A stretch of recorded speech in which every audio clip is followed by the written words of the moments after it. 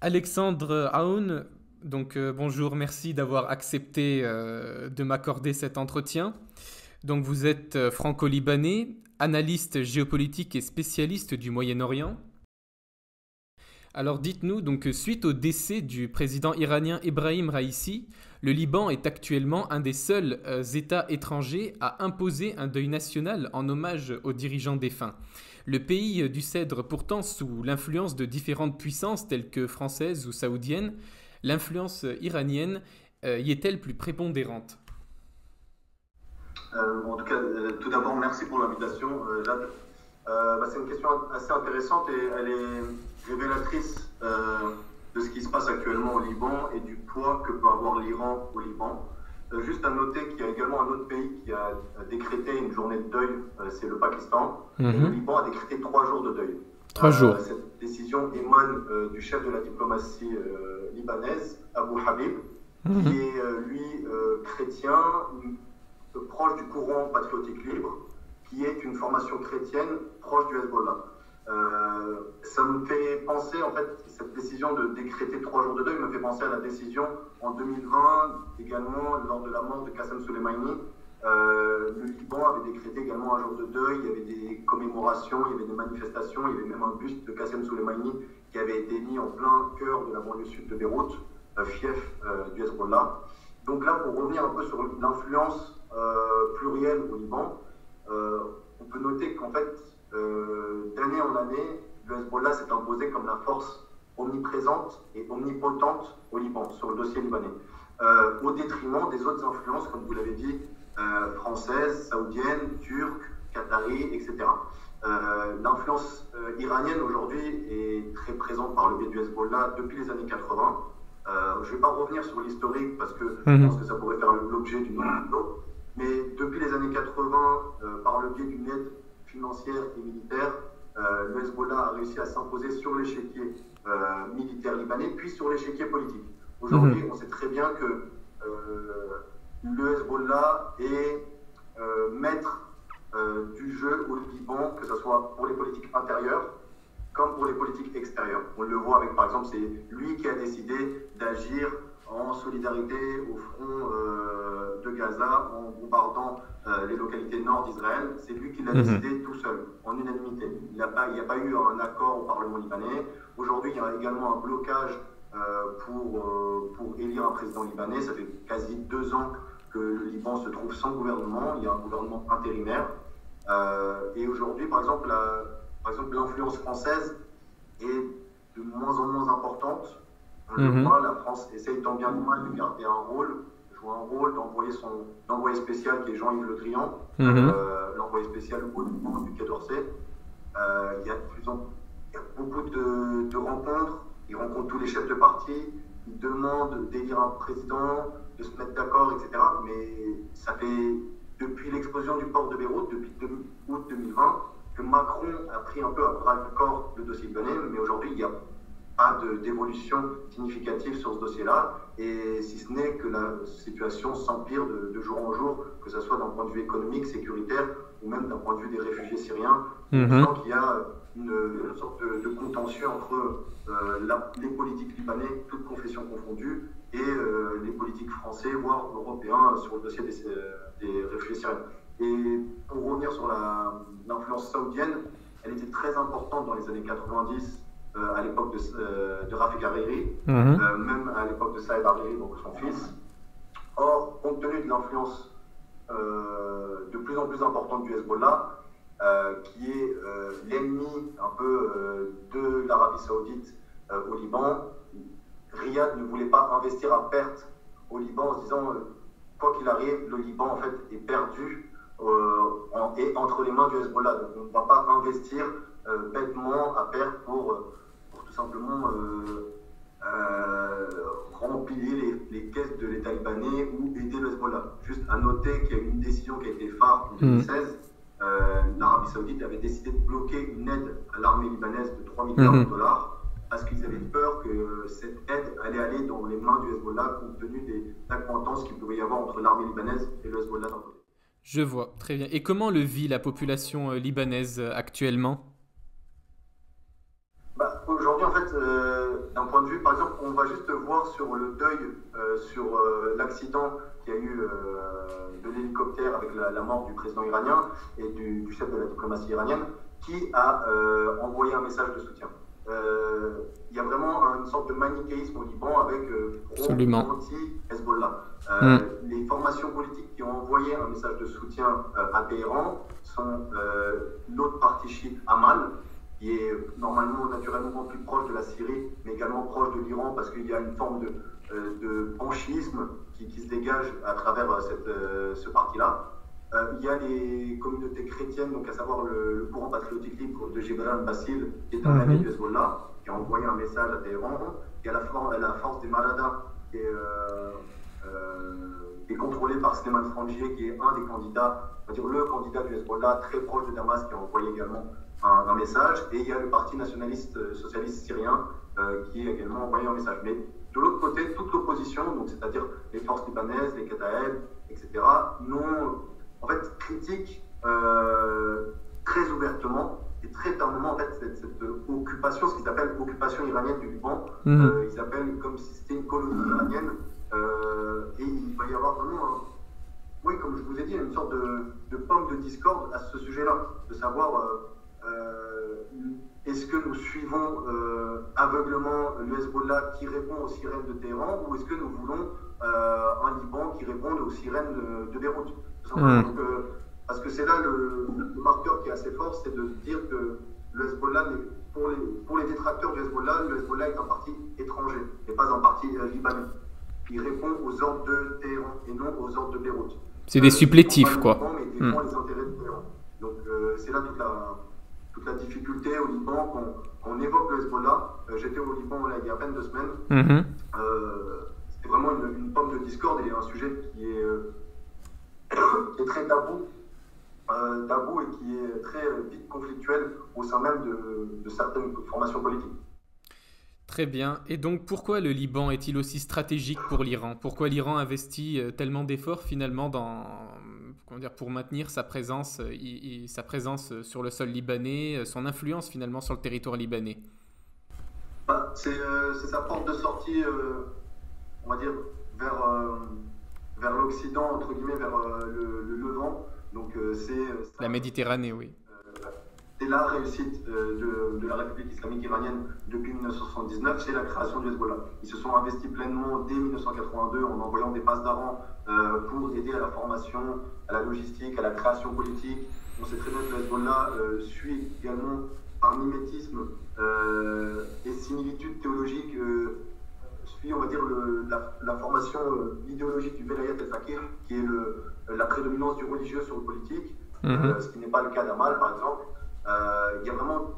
C'est vraiment le petit frère ou la création de l'Iran. L'Iran mise beaucoup sur cette carte. On l'a vu même avec le dossier syrien où, compte tenu de la guerre en Syrie, l'Iran avait peur de perdre tout simplement ce pays transit qui permettait d'acheminer les armes iraniennes vers le Liban depuis la Syrie. Donc non, l'Iran investit beaucoup et en plus ça permet à l'Iran de garder une certaine dissuasion, une menace aux portes d'Israël. C'est-à-dire, c'est pour ça qu'on le voit depuis le 8 octobre, au lendemain des attaques du Hamas en territoire israélien, le Hezbollah a décidé, en solidarité à ce qu'ils disent à la cause palestinienne, d'envoyer des roquettes sur Israël. Donc c'est un moyen pour l'Iran de maintenir une sorte d'équilibre de la dissuasion contre Israël et aux portes d'Israël. On le voit même par le biais du dossier syrien, il y a des bases du Hezbollah qui sont proches du Golan occupé syrien, qui est occupé militairement par Israël, non loin de la frontière. Très bien. Et donc, étant donné l'ambiguïté finalement de la situation géopolitique de cette région, Téhéran souhaite-t-elle réellement anéantir l'État d'Israël sur le long terme? Non, je pense que en politique, il faut savoir que j'aime bien citer la phrase de Nietzsche qui est de dire que qui vit à combattre un ennemi a tout intérêt à le laisser en vie. Il faut savoir que la République islamique iranienne, les racines de son idéologie se résument on va dire, à trouver un ennemi, c'est-à-dire Israël, le petit Satan, et les États-Unis, le grand Satan. Il s'agissait d'avoir un marqueur fort aux yeux de l'opinion régionale, que ce soit chiite ou sunnite. Lutter contre Israël est une cause fédératrice dans la région, il faut le savoir, et c'était une volonté iranienne de se dire on va sortir de notre isolement confessionnel, parce que nous sommes le seul pays majoritairement, en tout cas chiite, qui se revendique en tant que tel, et pour avoir la popularité et le soutien des composantes sunnites locales, populaires, nous devons avoir ce passeport, je mets bien entre guillemets, ce passeport palestinien. Par exemple, la première décision diplomatique de l'Iran avait été de fermer l'ambassade israélienne pour ouvrir l'ambassade palestinienne en 1979. Donc le premier invité politique était Yasser Arafat. Donc c'était vraiment un marqueur fort. Aujourd'hui on le voit, c'est dans le discours, mais le discours et les actes. Ça permet de fédérer. Je ne pense pas qu'en tant que tel, l'Iran cherche à détruire Israël. L'Iran cherche à réduire l'influence israélienne dans le Moyen-Orient, tout comme réduire l'influence américaine. Ne cherche pas à annihiler Israël du Moyen-Orient, loin de là. Ils ont intérêt, en fait, les deux, ce sont les meilleurs ennemis.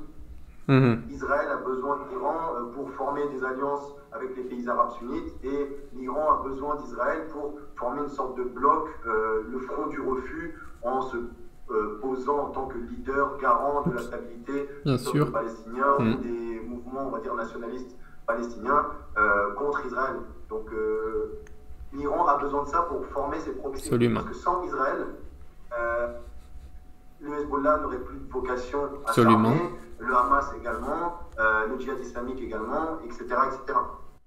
Donc l'État d'Israël est ce qu'on pourrait appeler un bouc émissaire utile et vital pour l'Iran.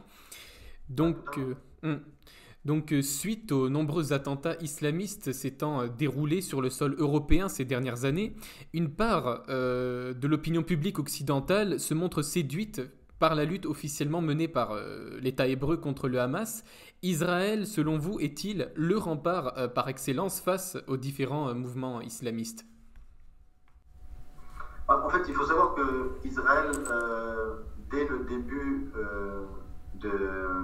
juste après, au lendemain de l'opération du Hamas d'Élu al-Aqsa du 7 octobre, le narratif israélien était de dire, de reprendre un peu la sémantique de George W. Bush au lendemain du 11 septembre, à savoir, vous êtes avec nous ou vous êtes contre nous.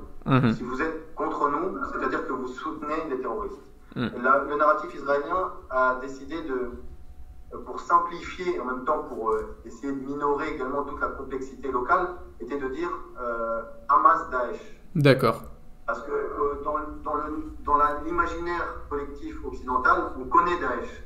On sait qu'ils s'en sont pris à de nombreuses reprises, ont commis des attentats sur le sol européen, sur différents théâtres d'opération, alors que le Hamas, dans la pensée occidentale, le citoyen lambda ne connaît pas le Hamas, ne sait pas où est le Hamas. Donc c'était histoire de simplifier de manière très simpliste, de dire le Hamas égale Daesh, donc égale un gros mouvement terroriste, pour permettre finalement à Israël de lutter facilement contre le Hamas, parce qu'aux yeux de l'occidental, Daesh, c'était le Bataclan. Oui. Mais le Hamas, il faut savoir qu'il y a quand même une grosse différence entre le Hamas et Daesh. Le Hamas est un mouvement nationaliste palestinien islamiste qui est enraciné à Gaza depuis des décennies et des décennies, et n'a pas vocation à commettre des attentats en dehors du théâtre israélo-palestinien. Alors que Daesh avait une idéologie très mortifère, universaliste, et de s'étendre. Donc ce narratif, on l'a vu, a été repris un tant soit peu par Emmanuel Macron quand il est arrivé en Israël en fin octobre 2023, en décidant de vouloir créer une coalition dans le même cadre que la coalition contre Daesh, mais contre le Hamas. Donc c'était reprendre un peu le narratif israélien, sauf qu'il s'est avéré que cette proposition avait été, que Emmanuel Macron avait été, convaincu par Bernard-Henri Lévy pour proposer position. Donc, ce qui prouvait que Emmanuel Macron n'était pas vraiment au fait de ce qui se passait sur le terrain, parce qu'il y a plusieurs mouvements islamistes, et aujourd'hui, on a tendance à vouloir englober l'islamisme dans un bloc homogène, monolithique, qui vise à s'étendre en Occident. Sauf que la volonté du Hamas est purement palestinienne, nationaliste. Bien qu'ils aient commis, bien que l'acte en tant que tel, 7 octobre, ait été un acte terroriste, l'acte opposante du Hamas est palestinienne, purement palestinienne. Elle n'a pas du tout vocation à s'étendre sur les frontières de l'Occident. Donc, mais il faut savoir qu'en Occident, aujourd'hui, on voit que le discours israélien a du mal à porter ses fruits. Il y a de plus en plus de critiques, même vis-à-vis de ses propres alliés, américains, britanniques. Les Américains sont mis un peu en porte-à-faux vis-à-vis de ce soutien, même s'ils continuent à soutenir l'effort de guerre israélien. On l'a vu dernièrement avec une enveloppe de 1 milliard supplémentaire en armement.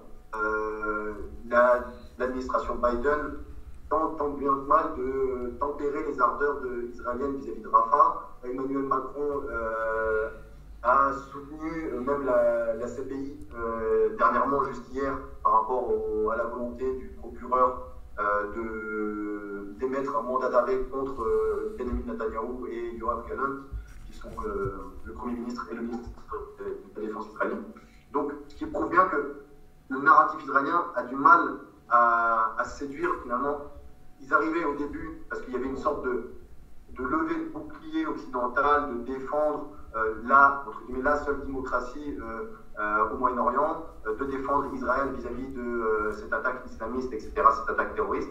Mais aujourd'hui, compte tenu des bombardements, des agissements de l'armée israélienne, du nombre grandissant de pertes civiles, ce narratif ne pèse plus. Ne pèse de moins en moins en Occident. Il pèse de plus en plus que dans les cercles, on va dire, ou plutôt de droite européenne et occidentale. En effet, et d'ailleurs, jusqu'en 2018, la frontière israélo-syrienne, côté syrien bien sûr, donc la province de Kounèitra en particulier, était sous contrôle des islamistes d'Al-Nosra, et bien sûr une petite poche au sud était sous contrôle de Daesh. Et il n'y a pas eu d'affrontement du tout entre l'armée israélienne, entre Tsahal et ses poches islamistes à sa frontière. Voire même il y a eu également quelques flux commerciaux et de passages également donc d'individus. Si je peux me permettre de compléter déjà par rapport à l'information que vous me donnez, c'est qu'aujourd'hui il y avait une sorte d'ennemi commun. Al-Nosra luttait contre le Hezbollah et contre le régime syrien. Ça servait les intérêts d'Israël. Bien sûr. On sait très bien qu'il y a eu plusieurs allers-retours de combattants de Al-Nosra à la frontière israélienne pour être soignés et pour récupérer des informations sur les bases existantes du Hezbollah à la frontière israélienne. Donc ce qui prouvait qu'il y avait une sorte de l'ennemi de mon ennemi et mon allié. C'était un peu cette logique-là israélienne de dire ils ne nous embêtent pas à nos frontières, ce sont des islamistes, mais ce sont des islamistes qui luttent contre nos ennemis. C'était une zone tampon. Il n'y a pas de souci. C'était une sorte de zone tampon. Selon vous, Alexandre Aoun, l'ancien président Ebrahim Raïssi a-t-il pu être assassiné ? Ça, c'est toutes les théories. En fait, aujourd'hui, on n'a pas suffisamment d'éléments qui peuvent prouver son assassinat. On sait très bien que s'il avait été assassiné par une puissance étrangère, je pense que l'Iran serait monté au créneau, aurait crié au complot américano-sioniste, comme ils ont tendance à le dire dans leur sémantique. Il faut savoir qu'en termes de matériel logistique, il s'agissait d'un hélicoptère datant des années 70, des époques soviétiques. Que l'aviation iranienne n'a pas du tout été renouvelée depuis, que les pièces de rechange sont généralement introuvables. Il y avait des intempéries, c'était une zone montagneuse, donc les accidents sont quand même pas réguliers, mais ça arrive. Donc le cas de l'accident peut être avéré. Après, s'il y a à dire que ça sert les intérêts d'autres puissances, oui, certainement, parce que ça va créer une zone d'instabilité, de doute au sein même de l'échiquier politique iranien, mais de dire que c'est une main extérieure qui a voulu l'assassinat, il est trop tôt pour en parler. Aujourd'hui, on n'a pas suffisamment d'éléments. On sait qu'il y a eu un crash, on sait qu'il y a eu X morts, que ce qui est déploré par certains experts, c'est que de dire qu'il il n'y a pas eu de séparation entre tout le monde était dans le même hélicoptère. Alors que généralement, c'est plusieurs hélicoptères qui peuvent se suivre, ou comme en voiture, il y a plusieurs délégations et toute la délégation n'est pas au sein d'un même véhicule. Donc, de dire qu'il y a une main extérieure, aujourd'hui, c'est trop tôt.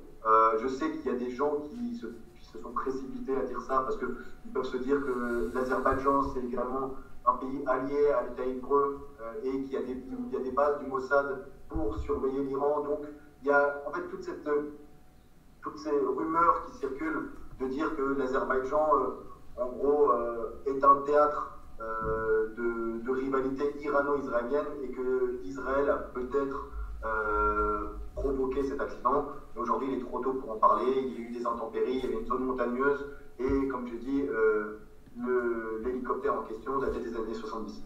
Donc, il y a plusieurs éléments qui laissent à penser que c'était vraiment un accident. Très bien, bon ben c'est la fin de cet entretien. Merci beaucoup Alexandre Aoun pour d'avoir accepté justement donc de m'accorder cet entretien. Donc c'est la fin de la vidéo, c'est parfait.